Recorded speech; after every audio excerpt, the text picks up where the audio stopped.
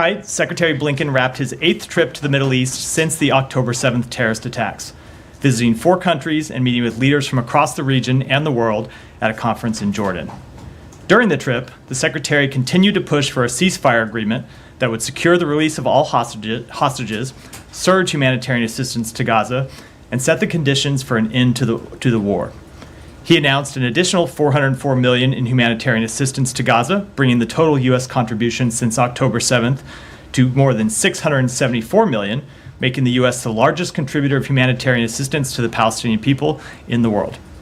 He also continued conversations with countries in the region about the day after the conflict and how we can work together to establish effective governance, security, and reconstruction in Gaza. As the Secretary said at a news conference in Doha yesterday, that work is key to turning a ceasefire into an end to the conflict, turning the end of the conflict into enduring peace, and using that peace as a foundation for a more stable, prosperous region.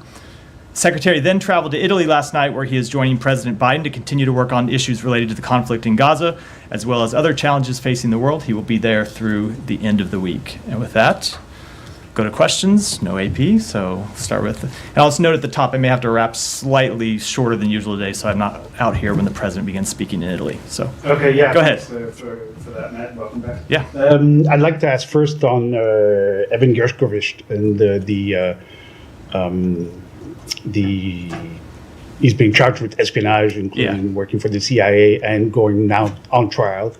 Is there any? What is your reaction? Is there any credibility to the charges in your understanding?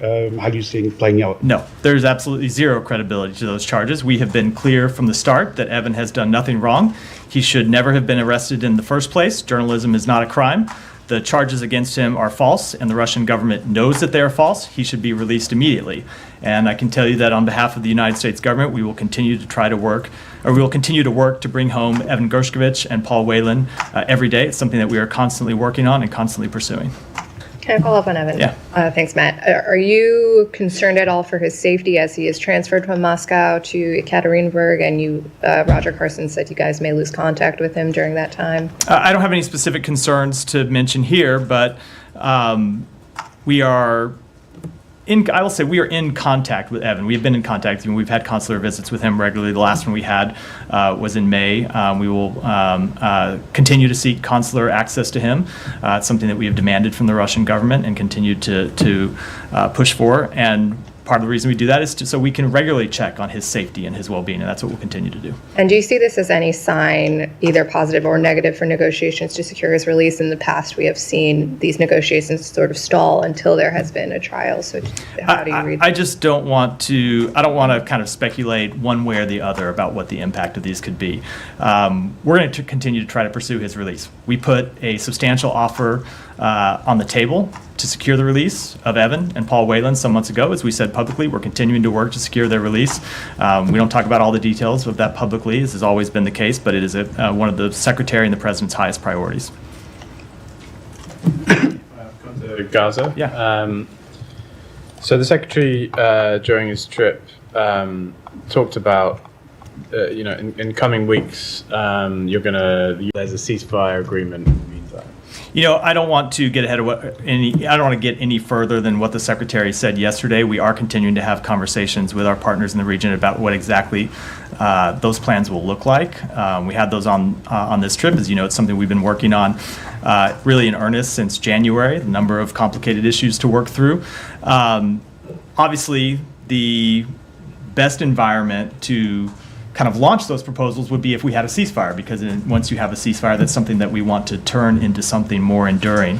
But where we might be several weeks from now, it's very hard to speculate, because as you know, we've been trying to get a ceasefire for some time, and we don't have one yet. We're continuing to push for one. But I think the point the Secretary was trying to make is we don't want to let the absence of a ceasefire stop us from pursuing that work on reconstruction, on security and governance, because it's important that we nail down the details and with our partners in the region that we've been working with, and it's important that we are ready to seize any opportunity to make sure that should we achieve a ceasefire, we can turn that into something more meaningful and enduring and lasting. And is there a plan that regional countries have signed up to? Is it the Israelis who are left to convince? this something that you're going to put forward in order to get them on board? Is that sort of... I just don't want to speak to it in any more detail. These are conversations that continue at a diplomatic level. The Secretary has been engaged in them. Assistant Secretary Leaf has been engaged in them with her counterparts and will continue over the next few weeks. And I'm sure other people will have questions on this, but just on Israeli operations in Rafah, there's reporting that they've sort of gone deeper into the city, reaching the beach. I think the Israeli military themselves said they struck 45 targets over the past day. Does this constitute the full-scale operation that you've been warning about? It continues to be something we're watching incredibly closely, but we still have not yet seen them launch what looks like a full-scale major military operation. Certainly not in the size, scope, or scale of the operations in Khan Yunis, in Gaza City, elsewhere in Gaza. It's been a more limited operation, which is not to say it hasn't had a dramatic impact on the population there. Of course it has. We've seen hundreds of thousands of people, maybe a million or a little more than a million people who have left Rafah and fled west and fled north, and we continue to work to try to get humanitarian assistance to those people. But just in terms of the operation itself, it does still look like somewhat of a different operation than the kind that we had seen previously and that we had warned very much against publicly and in direct conversations with the Israeli government. Thank you. Could you talk a little bit more about these Hamas wanting these written guarantees from the U.S.? Do you see this as in any way reasonable or outrageous? Have they done this before? Is there anything you can give us? I cannot talk any more about that, as you might imagine. We're not going to talk at all about the details of the response that Hamas got, at least in terms of what is contained in that in that response. I've seen a lot of reporting about it. Not all of it has been accurate. I wouldn't characterize any further than what the Secretary said yesterday. What hasn't been accurate? Nice try. No, I'll come to you, Said. Just one on the... Said, I'll always come to you, so go ahead. Open-ended question. The pier is set to be dismantled again due to sea state. Do you have any comment on that? I would defer to my colleagues at the Pentagon who are responsible for the operation of the pier. Do you have anything else, Jenny? Yeah, I just wanted to know if there's been any contact through the mediators with Hamas since they submitted their proposal the other night. When do you expect there to be any contact? There's some reporting that the Israelis aren't going to participate in further negotiations. I will let the mediators speak to that. Obviously, we were in contact on what day is it? Thursday. On Tuesday night with the Egyptian mediators, and the Secretary spoke directly with the Qatari mediator, the Prime Minister, yesterday in his meeting in Doha. They, as I think you know, tend to be in fairly regular contact with the political wing of Hamas. But in terms of what the next step of negotiations will look like, I don't want to get into that from here, other than to say that we are committed to trying to push forward to get a ceasefire. We were disappointed with the response that came back from Hamas yesterday. As the Secretary said, as you've heard some other people say, there were some suggested changes that were fairly minor and were fairly workable, and then there were some that we don't see as workable. But that said, we are committed to trying to push forward and get a ceasefire because we continue to believe it is in the interests of all involved parties. You were disappointed, but were you surprised that they came back with these changes? I mean, given that Netanyahu didn't ever publicly commit to this, I know the U.S. says that Israel has been on board, but I personally doubt that comments or lack of comments from the Israeli government had anything to do with the substance of the Hamas response. I think the substance of I'm not going to characterize why they might have submitted the response that they did. So we were disappointed both that it took so long to get a response and that the response had a number of changes that could drag the negotiations out further. As you heard the Secretary say yesterday, getting a ceasefire is urgent. There are people that are suffering every day. There are Palestinians who are dying every day as a result of this conflict. There are hostages that continue to be held. You see the conflict in the north of Israel continue to reach concerning levels, and we want to tackle all of those issues, and the best way to do that is through a ceasefire, and that's why we'll continue to pursue it. We want it to happen without delay. Saeed. Thank you. Matt, welcome back. We missed you. So a couple of questions that follow up on Simon and Kamala. First of all, on the talks itself, you said that the Hamas's response was late in coming, but the resolution at the Security Council was on Monday. The response was on Tuesday, almost like 24 hours and so on. I don't think the clock started with the UN Security Council resolution. It started with the proposal being delivered to them, which was 12 days before their response. On the issue of the response, now, we're a bit confused because the National Security Advisor, Mr. Sullivan, said actually they were minor. Most of in fact, all the suggestions by Hamas or the amendments were quite workable, quite doable. Now, we heard something different. That is not what he said, but go ahead. Okay. He said a number of them were minor, some were problematic. Well, that's my question, actually. But the Secretary said that there are some workable and some are not workable. Can you share with us some of these things that are not workable, for instance? No, I cannot. I'm not going to get into the details of that from here. I think it's appropriate to conduct a public negotiation. But as the Secretary said, there are a number of things that Hamas suggested in this response that go further than they had agreed to in previous iterations. As you know, there have been proposals that go back and forth. And as the Secretary said, usually in a negotiation, if a party agrees to something in one stage of the negotiation, they don't then make a more or a less reasonable demand later on in the process. So all that said, we'll continue to push to try to get a resolution because we think it's in the interest of all the Palestinian people and the Israeli people. So as far as I know, there's been no official Israeli response. But you guys keep saying that Israel agreed to this. Yet we have not heard from the Prime Minister. We have not heard from any senior official saying, yeah, we accept or reject, for whatever. There's been no response. So there are reports, Israeli media reports, that say that the Prime Minister did not even share the document with many of his ministers, and that's, like Ben Gvir or Smotrich and so on. Do you have any comment on that? If the Israelis have not responded, why are they taking so long to respond to something that initially was their proposal?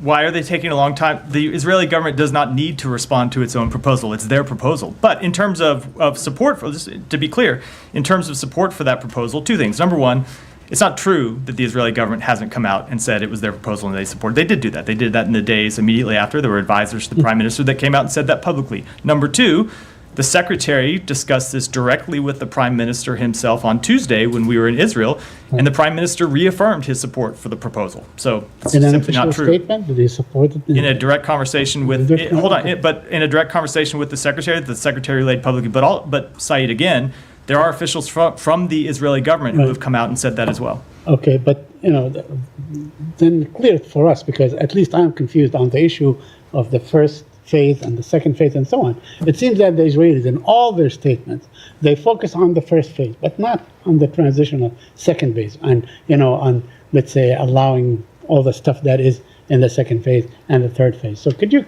explain to us where, is this the sticking point, for instance, between the Palestinians and the Israelis? So I'm not going to get into what the various sticking points are in the proposal. When it comes to statements made by the Israeli government, I'm just going to look at what the Israeli government has done. Right. And that they put forward this proposal that the president outlined 13 days ago that would lead to an immediate ceasefire, that would lead to an extended ceasefire as negotiations moved from phase 1 to phase 2, and that ultimately could bring about an end to the war. And one of the points that the Secretary was getting to yesterday, it's really important that in that proposal that the president outlined, that the ceasefire doesn't end in 6 weeks. There's a six-week ceasefire that continues when negotiations continue. And so Hamas could have agreed to that proposal, didn't lock them in long term. There's an agreement. There would be continued negotiations at the end of 6 weeks. Those negotiations actually start in 16 days, and the ceasefire continued. But at least we would have had a ceasefire. At least we would have had a halt to the suffering. And Hamas didn't do that. Instead, they dragged it out for 12 days, and now there will be continued haggling and a delay in the ceasefire, and that's what we were disappointed in. But as I said, we are committed to continue to work on this because it is so vitally important to the people in the region. Okay, just a couple of follow-up. There's been a UN report detailing Israeli war crimes during the first month of the war. Have you seen the report? We saw that the report was released today, and we're reviewing it now. Okay, so you don't have any comment on that? Other than that, we are looking at it. And lastly, on last Saturday's raid, now there's been more than 276 Palestinians were killed, in Jabalia. So, and I know that the U.S. government, the Western government, congratulated Israel on freeing 4 hostages, but then we had 276 Palestinian civilians, mainly civilians, and 600 others wounded. How do you respond to this kind of enormous death toll? So the secretary actually spoke to this the last couple of days while he was in the region, and I'll just echo what he said, which is our condolences go out to any innocent civilian that was killed or injured in this operation. We don't want to see any civilian die in this operation. That's one of the reasons why we're pushing for a ceasefire, is to stop the suffering that is happening every day in Gaza. If you look at the circumstances of this raid, there are a couple things that are clear. Number one, Israel has a right, as any country does, to try and rescue hostages that were taken. Hostages never should have been taken in the first place. They shouldn't have been held for more than 8 months. They should have been released a long time ago. They should be released today. But any country would have the right to try and rescue hostages that are being held by a terrorist organization. That's the first thing. The second thing that's clear is that in the course of executing that raid, there was an intense firefight between Israel and Hamas. And I think that's important to note, that it wasn't just Israeli soldiers firing as they executed that raid. It was Hamas firing at them, and of course there was a crossfire. What apparently, by all accounts, was a very intense firefight between Israel and Hamas. And as a result of that very intense firefight, seems like more than 200 people died, and that is an immense human tragedy. But that is why we are working so hard to get a ceasefire, to stop that kind of human tragedy, both for Palestinian people and for the hostages that continue to be held, and for the families of hostages who continue to worry about the safety of their loved ones. And it's why we're going to continue to try and push and get that ceasefire as soon as possible. So you think that Israel adhered to the laws of war in this particular incident? I cannot give you an assessment of that, but not having looked at all of the details and knowing all of the facts on the ground. As I said, they have a right to rescue hostages. We want to see them comply with the laws of war. In this case, there was a very intense firefight. They took fire from Hamas on their way after retrieving one of the sets of hostages, and that led to this really horrific human tragedy. Thank you. Go ahead. Go ahead. Michelle, go ahead next, and then we'll come. I have one on Gaza and a couple more on Lebanon. First, did the secretary ask Qatar to close Hamas office in Doha and expel its leaders from Doha to put more pressure on Hamas? I'm just not going to speak to private diplomatic conversations. But is it a step that you are considering? Again, I'm not going to speak to private diplomatic conversations at all. I will say that Qatar has been an extraordinary partner in this regard. The Prime Minister Al-Thani, has worked tirelessly to try to secure a ceasefire and secure the release of hostages. The United States is incredibly grateful for the work that they have done and the work that they continue to do to get all the hostages home and to secure a ceasefire that would benefit the Palestinian people and the people of Israel. President Biden and Secretary Blinken were expecting a ceasefire to calm the front between Hezbollah and Israel. Since Hamas didn't agree on the U.S. proposal, what are your expectations now? So we're going to continue to work to try to advance calm in the north of Israel and achieve a diplomatic resolution that would allow the tens of thousands of Israelis who've been displaced from their homes and the tens of thousands of Lebanese who've been displaced from their homes to return home. We continue to believe that a diplomatic resolution is the best way to, that a ceasefire in Gaza is the best way to achieve that diplomatic resolution. You heard the Secretary say that while he was in the region. It's one of the reasons why we are pursuing it so aggressively. And this is something that we discussed in every meeting the Secretary had while he was in with partners in the region. And what is this diplomatic resolution and who's working on it? And we don't see any activities. There has been.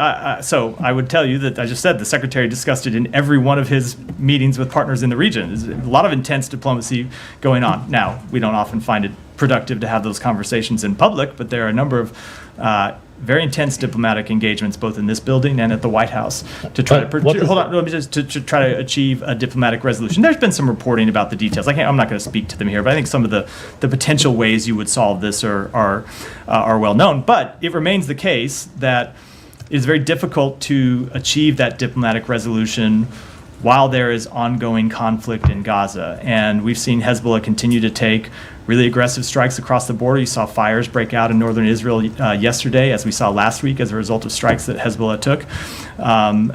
It remains an extremely concerning situation that we're trying to resolve. But again, a ceasefire in Gaza would be the best way, in our assessment, to advance a meaningful resolution in the north of Israel, along that border. The Lebanese army leader is in town. Did anyone from the department see him? Let me take that back and get back with you. Thank you.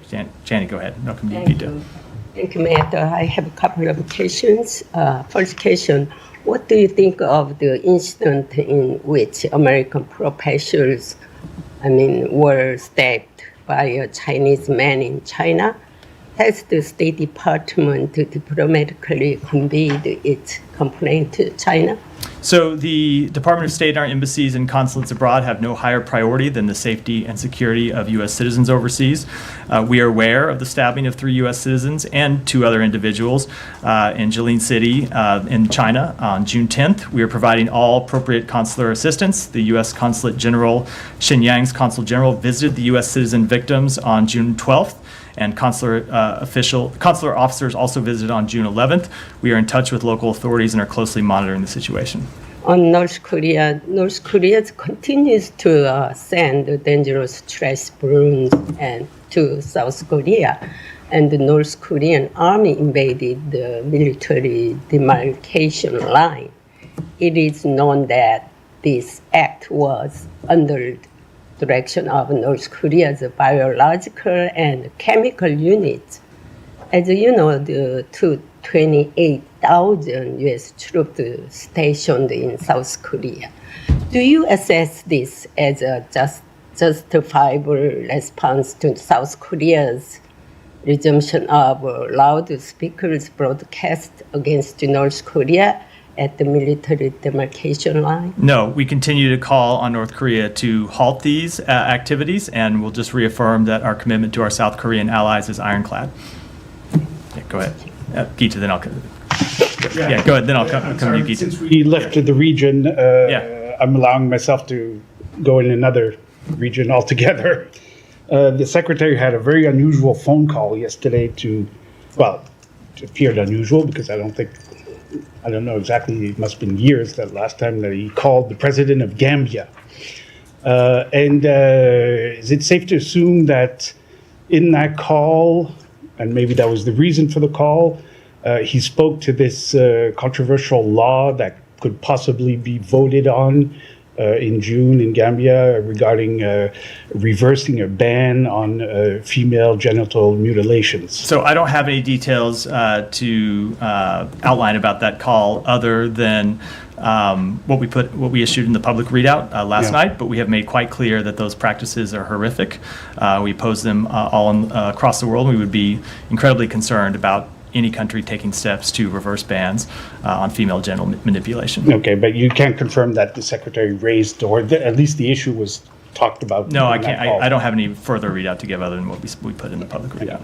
Gita, sorry. And I'm sorry for skipping you after I said I would come to you next. That's all right. I'd try to blame Leon, but that was on me. I have a couple of questions on the release of the French citizen Louis Arnaud from Iran. I was wondering if the U.S. was aware or involved in the French talks with Tehran on his release, whether the French at all, if you weren't involved, did they consult with the Biden administration? And do you know if the Islamic Republic got anything in return? So I would let the government of France speak to any specific questions about the release of what, after all, is a United States citizen. I will say, a French citizen. I will say that we, of course, celebrate the release of French national Louis Arnaud.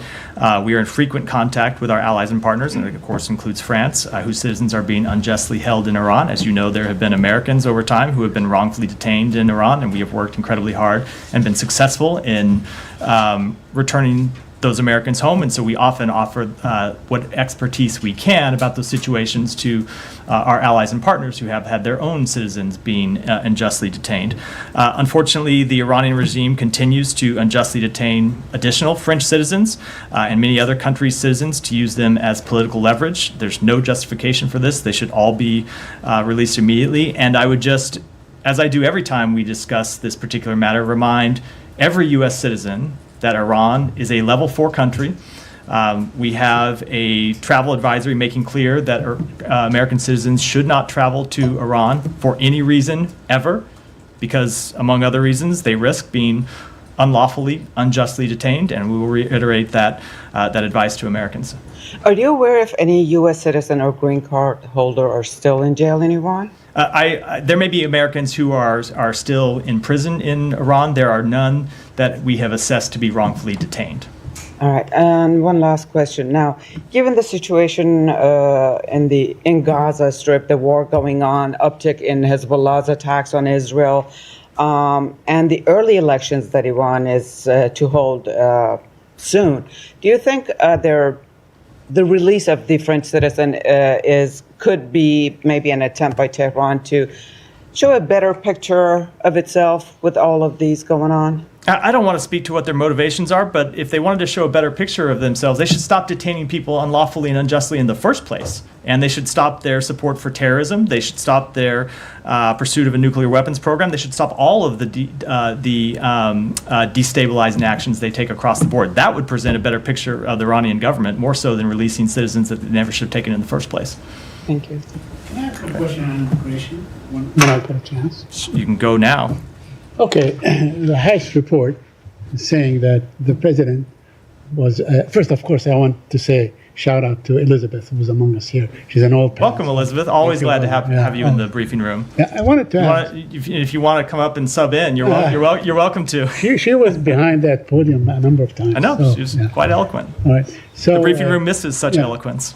The House report says that the president basically, buckled to political climate pressure in taking the executive order on the border.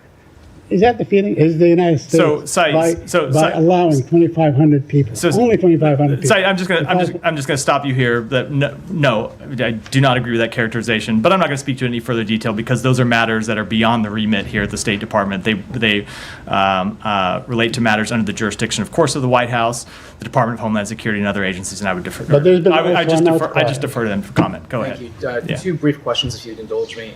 The first on. Israeli Finance Minister Bezalel Smotrich has announced that he is transferring $35 million in tax revenue that Israel collected on behalf of the PA to Israeli victims of terrorism. Last week, you said these funds were Palestinian and should be released to the PA. Yeah. Do you have any reaction to Mr. Smotrich's action? Is it appropriate? They are not appropriate. We have made quite clear to the government of Israel that these funds belong to the Palestinian people. They should be transferred to the Palestinian Authority immediately. They should not have been held. They should not be delayed. And in saying this, we make this case, first of all, because, as I said, the money belongs to the Palestinian people. It's important that the Palestinian people have the ability to access their funds, to fund their government, to pursue other activities as they deem fit. But also, the case that we have made to Israel is that this kind of decision is extraordinarily self-defeating. Doesn't just hurt the Palestinian people, it hurts Israel's interests as well. The Palestinian Authority has worked incredibly hard to maintain calm, to maintain stability in the West Bank over the years, especially since October 7th. And this kind of action by the Israeli government risks destabilizing the West Bank and further harming Israel's own security. And we think it's an extraordinarily wrong-headed decision by that minister. And then in the occupied West Bank, Israeli forces have been carrying out a raid on the Jenin refugee camp for over 12 hours today, bulldozing buildings and roads and preventing civilians from entering or leaving the city's government hospital. That was confirmed by the city's governor to Anadolu. Does the administration have concerns about the raid? Should civilians be allowed unimpeded access to the government hospital? So I don't want to speak to the details of that raid only because it's ongoing and we're only now gathering facts about it. I should say we're still gathering facts about it. I will just say, as we have always said, as a general principle, Israel, of course, has the right to carry out legitimate counterterrorism activities, but they need to do so in a way that is consistent with international humanitarian law. They need to do so in a way that minimizes any harm to civilians, and that's what we expect of them whenever they carry out these types of operations. Thanks, Matt. Thank you, Matt. the last briefing, I asked you a question about some individuals within the PMF and also the Iraqi militia groups who were engaging in destabilized and violent activities. And you voiced concern that Washington is concerned that there are some individuals within the PMF are not responsive to the Iraqi commander-in-chief. And later, the Iraqi foreign ministry pushed a statement and said the U.S. State Department spokesperson Matthew Miller information is not accurate. Now, do you have anything to say? I don't have any further response beyond what I said last week. Well, what was the information accurate? No, I don't have any. No, your information. It's accurate, correct. And then, well, what's your takeaway when the Iraqi foreign minister says that those individuals that you think that they are not responsive to the Iraqi commander-in-chief, and they say that they are responsive to the Iraqi commander-in-chief and they are engaging in the violent activities? I just don't have any further comment on this than what I said last week. So, go ahead. Thank you. In your report released yesterday by Human Rights Watch, talked about the white phosphorus attacks in Lebanon, and they said that in their investigation, Human Rights Watch verified the use of white phosphorus munition by Israeli military at least on 17 municipalities across South Lebanon since October 7th. Have you seen these reports, and do you have any comment on that? I've seen the report. We are reviewing it. I don't have a specific comment. As I said last week, and as we've said for some time, there are appropriate military uses for white phosphorus. They can be used for screening and other activities. But as with any military tactic, any military technique, they need to be used in full compliance with humanitarian law. They cannot be used to target civilian populations. Okay, and one more. According to Palestinian Authority numbers, in 8 months, Israel has killed one or both parents of at least 17,000 children in Gaza. You always talk about the day after the conflict ends. How can this work in favor of peace in the future between both Palestinians and Israelis with all these killings and traumas and wounds? Those deaths are a tragedy. Every civilian death is a tragedy, and of course the death of children is especially horrific. And I would commend everyone who wants to see how we approach this issue to look at the Secretary's comments in Doha yesterday at a press conference where he talked about the impact of this war on children and the impact of this war on families and the effect that dehumanization has. And when you see people on either side of the conflict stop seeing people on the other side as human beings and what that can lead to, and why it is so incumbent upon us to break that cycle of violence and to get a ceasefire and turn that ceasefire into something more enduring. No doubt it will be hard to repair those emotional bonds after such horrific suffering.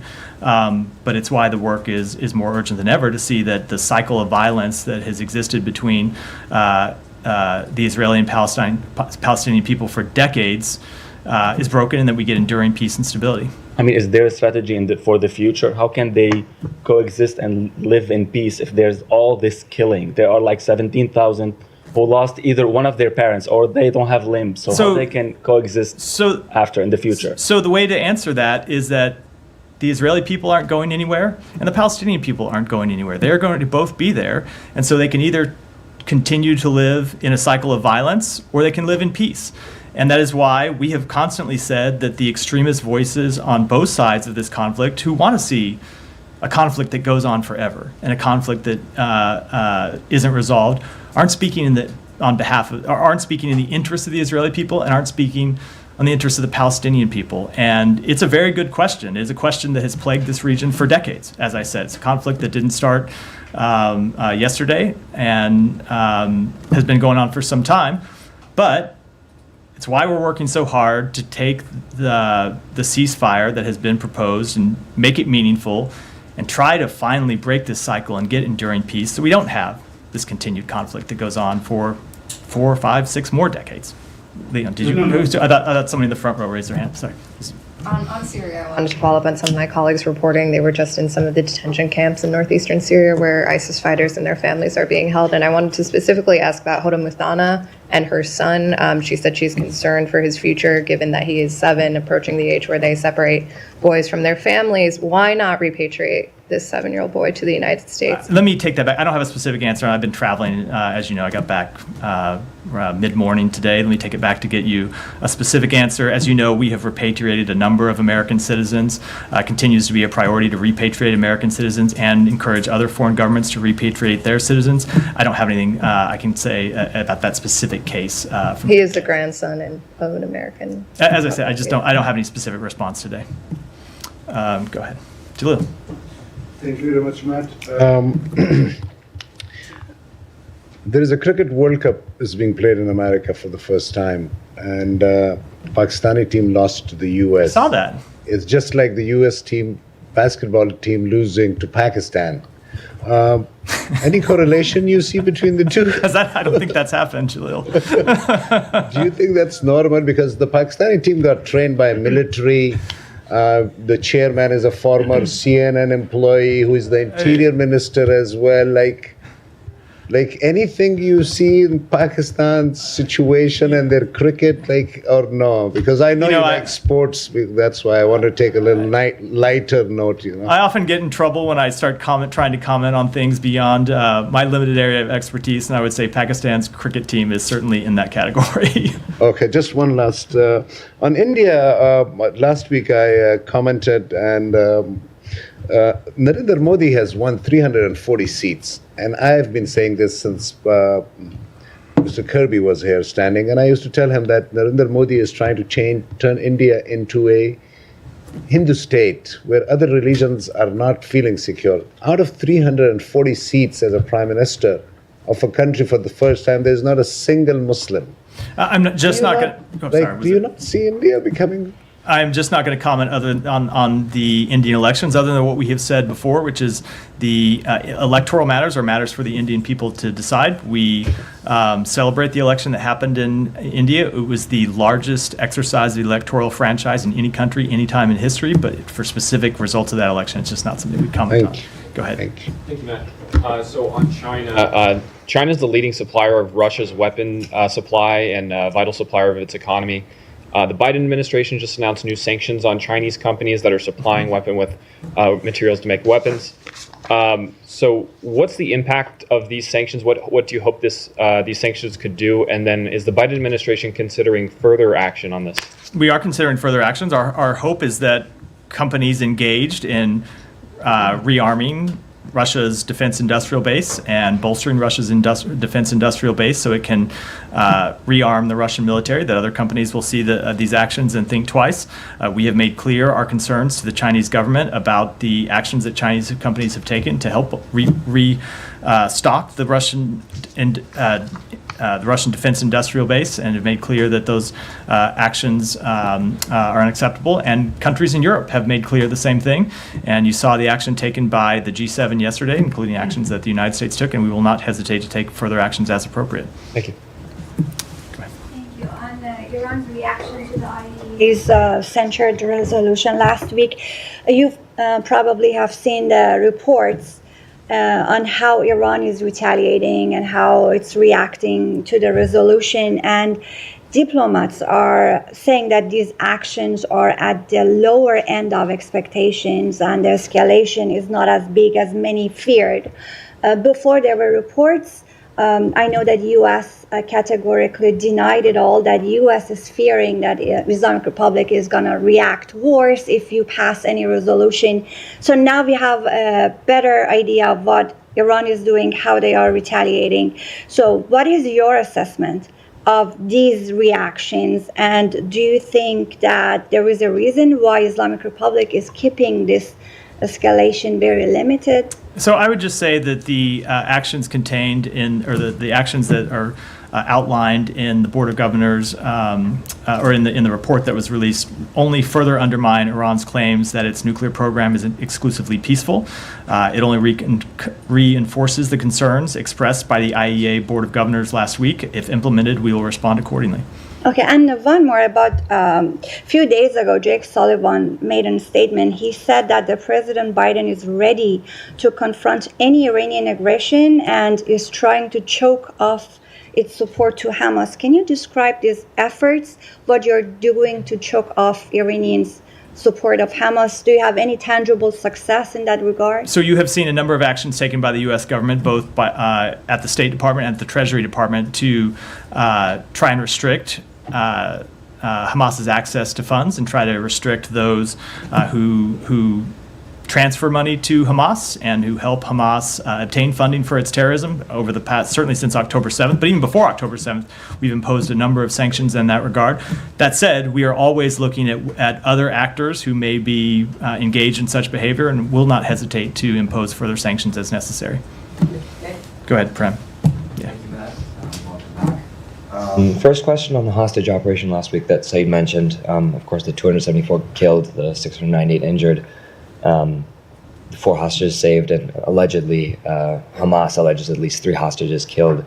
I'm wondering, there seems to be some confusion as far as to what extent, if they did, the U.S. support this operation, if so, in terms of resources, troops, and beyond that, I'm wondering, along with those question marks, if the U.S. considered preemptively how such support could have contributed to such death or contributed to maybe an upending of the ceasefire negotiations. So I would just say 2 things about that. Number one, without getting specifically into any operation, we have always made clear that we support the return of hostages and that we would share any information that we had that would help Israel locate or return its hostages. But that's a general statement. I'm not going to speak with respect to this specific operation.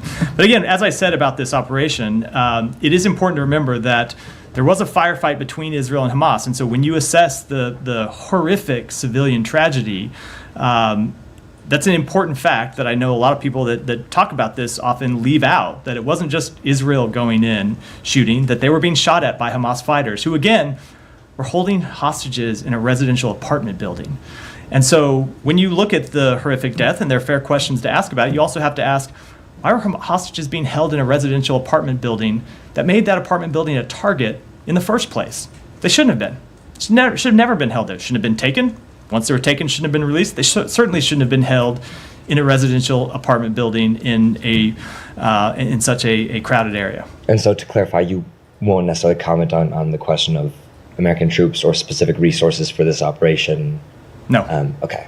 And then, but with respect to American troops, I don't ever comment on that from here anyway. It's not a matter for the State Department. And then or American personnel broadly, I should say. Yeah. On ceasefire negotiations, I know the administration and you have said today that Prime Minister Netanyahu has assured and reassured Israel's support for the proposal, but he and other officials have said they will not stop until the aims of their war are fully achieved. And of course, they recently opposed an earlier version of that UN resolution that passed unanimously in support of the deal.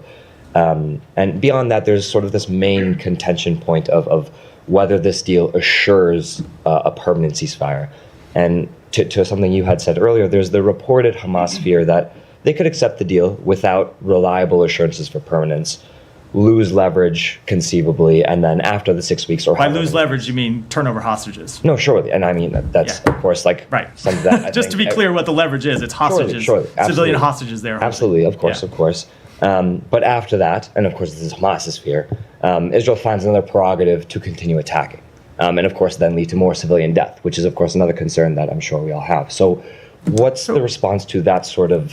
So, again, first of all, civilians shouldn't be held as leverage in the first place. That's the first response, and that's just a base fact.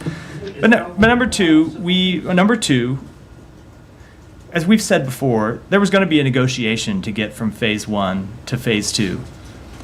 Why not start phase 1 and get a ceasefire and stop the suffering? And then you can debate those issues. You can negotiate them. There would be an intense negotiation where we have said, the president himself said, that we would push Israel in those negotiations in the same way that Egypt and Qatar would push Hamas to engage in good faith negotiations.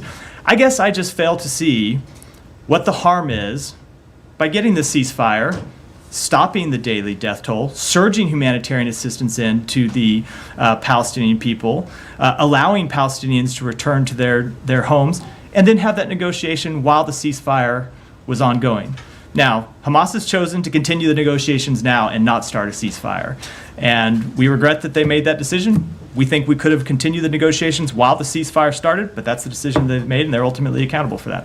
And then just clarifying, I'm sorry. Just one clarity just on the fact of, numerous Israeli officials saying that they'd rather not stop until they complete their aims of the war. Is there any response to that? Again, Israel put forward this proposal that the president laid out that gets you an immediate ceasefire. Yes, there was going to have to be hard negotiations about how to get from phase 1 to phase 2. And that includes how you end the war and what the conditions are for ending the war. And Israel would, I'm sure, have demands in that, as Hamas would have demands. But what's the harm in taking the ceasefire and stopping the daily death and having that discussion later? We fail to see what that harm would be. We think Hamas should have agreed. We should have a ceasefire now, and then we could have had those discussions, but at least the daily death toll would stop and there'd be humanitarian assistance surging in. Unfortunately, that's not where we are. With that, it's 2 o'clock. I do have to wrap for the day because I know the president's speaking soon, if not already. Thanks, everyone.